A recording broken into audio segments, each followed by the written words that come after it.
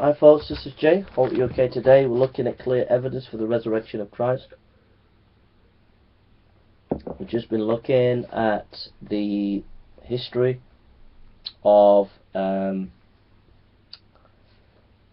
scholarship on the historical Christ. We got to the atheist position, and we're just going to finish off with one more atheist, Dr. Richard Carrier. Bayes' theorem. In a debate, James White asked Dominic Crossan about bias in historical method. Dominic Crossan replied, "We have presuppositions, but we also have data." The resurrection debate, Crossan and Borg versus White and Rayner. This debate took place on board ship in 2005 in the Gulf of Alaska. U-Channel, Dr. Oakley, 1689. He implied that we can get to the historical data, that is Crossan, even with bias. I agree with Crossan, but he failed to highlight, as Dr. White wanted to do, that our presuppositions in historical inquiry are a problem. Most of us, even scholars, are not aware how we shape the historical material to suit our agenda.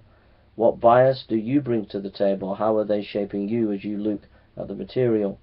What steps have you taken to make your bias doesn't get in the way? What presuppositions still remain on the table when all said and done?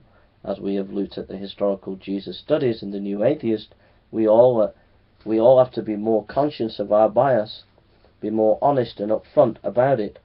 If not, we will just go round in circles confirming what we want to believe rather than letting the evidence speak for itself. Scholars can try to trick the public into thinking they are more objective than they are. An example is a scholar who uses the Bayes' theorem, such as the atheist Dr. Richard Carrier, in proving Jesus rose from the dead. This theorem tries to show how the conditional probability of each set of probable causes for an observed outcome can be logically deduced from knowledge of the probability of each cause and the conditional probability of the outcome of each cause. To be fair, it must also be noted that evangelical scholars also use the Bayes' theorem to prove their case for the resurrection. The Bayes' theorem can be used by both sides to give the public the feel that what is being said is all scientific. Susan Hake, an atheist, has given a great lecture in warning us about using science as some authority to give our ideas more kudos than in reality. Science does not actually substantiate or remains neutral. Susan Hake, 6 Signs of Scientism. Dr. Hake talk at the Rotman Institute of Philosophy at the University of Western Ontario on January 7, 2011.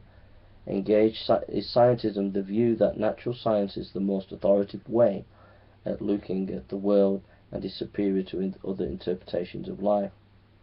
We can see in the case of Dr. Richard Carrier that he already thinks Jesus is a myth, but he uses his Bayes' theorem to make people think he is being objective in his historical work. Bayes' theorem and the modern historian. Proving history requires improving methods. Dr. Richard Carrier.